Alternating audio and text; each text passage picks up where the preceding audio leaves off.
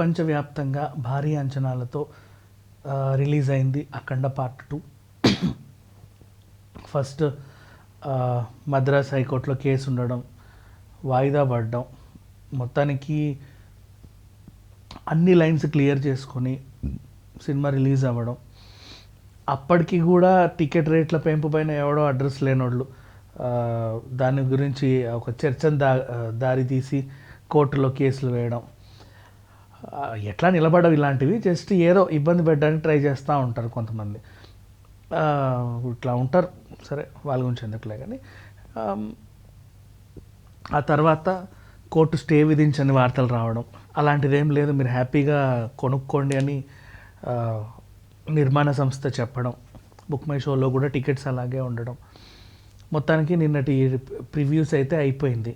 ఈరోజు మళ్ళీ ఆ అడ్రస్ లేని వ్యక్తి తెలంగాణ హైకోర్టుకి వెళ్ళి కోర్టు ఉత్తర్వులు ఇచ్చినా ధిక్కరించి మరీ బుక్ మై షో టికెట్లు అమ్మేసింది, అఖండ 2 ఏదో బిజినెస్ చేసింది, సింగిల్ స్క్రీన్ 50 రూపాయలు, మల్టీప్లెక్స్లో 100 రూపాయలు పెంచుకొని నిన్న ప్రీమియర్స్ 600కి వేశారు, అదేంటి ఇదేంటి అని చెప్పేసి ఏంటి ఎక్కడి నుంచి వస్తారో వెళ్తే సింగిల్ బెంచ్ దానికి స్టే విధిస్తే సింగిల్ బెంచ్ ఇచ్చిన తీర్పుని మళ్ళీ cinema bench, high court cinema bench దాని మీద మళ్ళీ స్టే విధించింది. అఖండ నిర్మాతలకు భారీ ఊరట. ఇలాంటి అడ్డమైన కేసులు ఎప్పటికీ చెల్లవు. ఒక ప్రైవేట్ ప్రోడక్ట్ ప్రైవేట్ రేటుకి ఎంతకైనా అమ్ముకునే హక్కు వాళ్ళకు ఉంది. అది ఒక ప్రైవేట్ నిర్మాత, గవర్నమెంట్ నిర్మాతలు కాదు, గవర్నమెంట్ దర్శకులు కాదు, గవర్నమెంట్ థియేటర్లు కూడా కావు. అంతే. ప్రేక్షకుడిపై భారం అంటే దయచేసి ఆ భారం అనుకున్న వాళ్ళు దూరంగా ఉంటే బెటర్ ఇలాంటి వినోద కార్యక్రమాలకి. సరే, ఏది ఏమైనా మళ్ళీ కేసులు వేస్తున్నారు, సినిమాని ఇబ్బంది పెట్టడానికి చాలా రకాలుగా ప్రయత్నిస్తున్నారు. అయినప్పటికీ అన్ని అవరోధాలు దాటుకొని సినిమా రిలీజ్ అయ్యింది. మంచి టాక్ అయితే బయటకు వచ్చింది. ఇప్పుడు సినిమా ఎలా ఉందో మాట్లాడుకుందాం. కథ విషయానికి వెళ్తే వీళ్ళు శత్రుదేశం భారతదేశంపై కన్నేసింది. నెంబర్ 1, భారతదేశాన్ని నాశనం చేయడం వాళ్ళ టార్గెట్. భారతదేశాన్ని నాశనం చేయాలి అంటే వాళ్ళకున్న ఒకే ఒక ఎమోషన్ భక్తి. ఆ భక్తి మీద దెబ్బ కొట్టాలని వాళ్ళు ప్లాన్ వేశారు. భక్తి మీద దెబ్బ కొట్టాలి అంటే ఏ దేవుడైతే ఉన్నాడు అని నమ్ముతున్నారో ఆ దేవుడు లేడు అని వాళ్ళ చేత అనిపించాలి.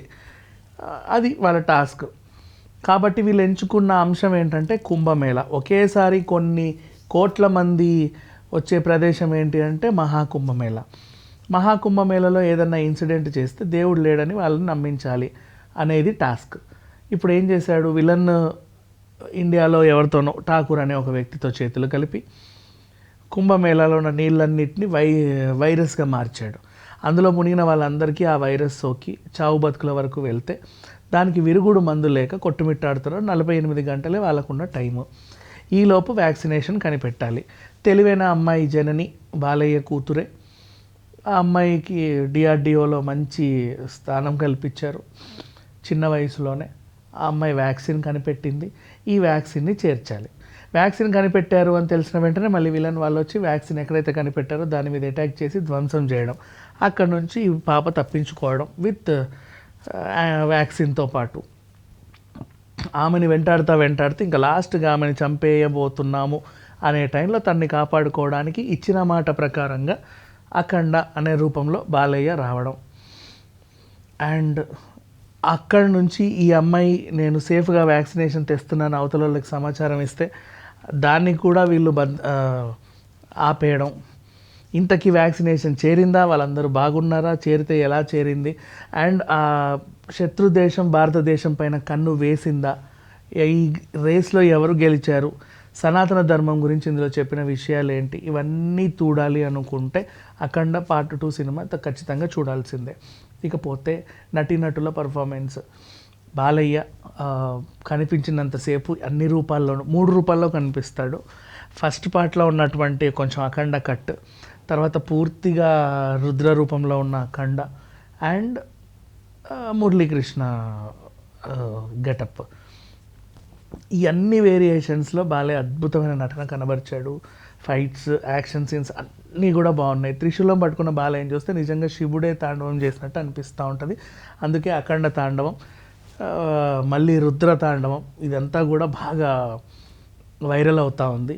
అండ్ నెక్స్ట్ మిగతా నటీనటులు కూడా అందరూ కూడా తమ ఇచ్చిన క్యారెక్టర్ పరిధి మేరకు నిజంగా చాలా బాగా యాక్ట్ చేశారు.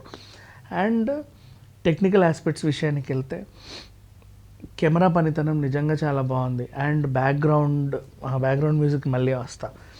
నెక్స్ట్ ఆ విఎఫ్ఎక్స్ సీజీ వర్క్ కూడా చాలా న్యాచురల్గా అసలు అవన్నీ అక్కడ ఉన్నాయా అన్నట్టుగా ఉంది. అండ్ నెక్స్ట్ ప్రొడక్షన్ వాల్యూస్ గురించి మాట్లాడుకోవాలి.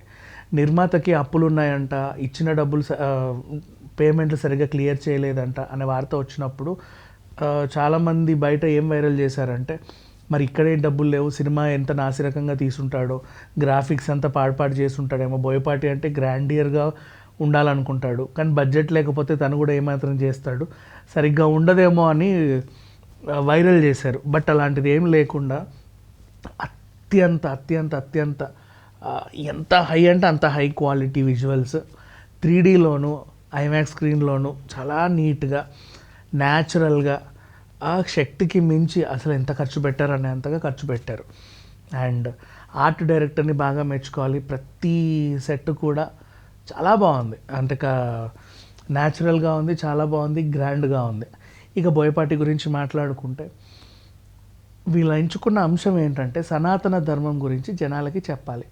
ఇప్పుడు పెద్ద పెద్ద హీరోలు ఊరికే వాళ్ళ చుట్టూ పూల చొక్కాలు వేసుకొని అడ్డమైన స్టెప్పులు వేసుకుంటూ ఇంకా గ్లామర్ని పెంచుకుంటూ పిచ్చి వేషాలు వేసే హీరోలా మనం ఉండకూడదు. ఈ స్థానంలో మనం ఉన్నాము అంటే మన సినిమా 10 మందికి ఉపయోగపడాలి, మన సినిమా ద్వారా 10 మంది ఏదో నేర్చుకోవాలి అన్న బాధ్యత గల హీరో కాబట్టి, అంతే బాధ్యత గల డైరెక్టర్ కాబట్టి ఒక మంచి విషయాన్ని, చాలా మంచి సింపుల్ విషయాలు, మన అందరికి తెలిసిన విషయాలే, కానీ మనము ఇటు విని ఇటు వదిలేస్తాం. ఇవాళ రేపు గుళ్ళల్లోకి వెళ్ళి ప్రవచనాలు ఎవరు వినట్ల. కాబట్టి కొన్ని మంచి విషయాలు సనాతన ధర్మానికి సంబంధించి, హైందవత్వం గురించి, మన దేశం దమ్ము గురించి, మన పౌరులు ఎలాంటి వాళ్ళ గురించి, అండ్ రోజు మనం ఎలా బతుకుతున్నాం, ఏం తింటున్నాం, అన్నీ కూడా చాలా నేర్చుకోదగ్గ అంశాలని ఒక బాలయ్య చేత ఈ సినిమాలో చాలా నీట్గా వివరించడం జరిగింది. అండ్ నెక్స్ట్ ఇంకా మ్యూజిక్ విషయానికి వస్తే తెర మీద హీరో బాలయ్య, తెర వెనుక ఆబ్వియస్లీ తమన్. ఫస్ట్ పార్ట్ నుంచి లాస్ట్ వరకు అసలు దంపుడే ఒక రేంజ్లో మొత్తం సౌండ్స్ అన్నీ బద్దలైపోయాయి. మంచి డాల్మీ అట్మోస్ సౌండింగ్ సిస్టమ్ ఉన్న థియేటర్స్కి మీరు వెళ్తే కనుక ఊగిపోతారు 100%. అది 4DXలో ఇంకా బాగా ఎంజాయ్ చేస్తారు, బట్ 4DXలో ఉందో లేదో తెలియదు.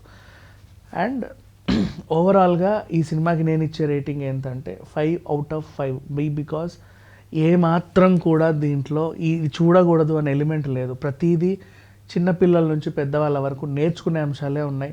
నేర్పడానికి ఒక పాఠం లాంటి సినిమా తీశారు కాబట్టి ప్రతి ఒక్కరికి ఖచ్చితంగా చూపించాలి ఇలాంటి సినిమాలు.